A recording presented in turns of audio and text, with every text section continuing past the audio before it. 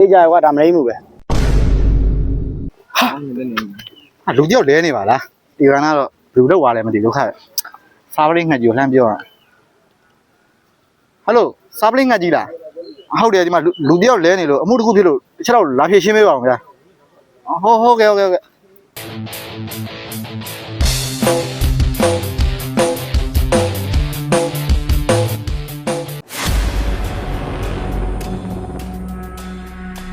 တဲ့အေးတွေ့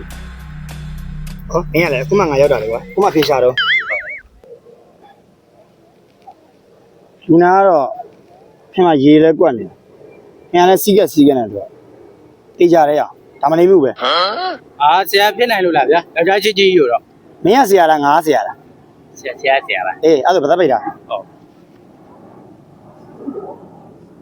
သိကြရဲကွာဒါမလိမ့်ဘူးပဲ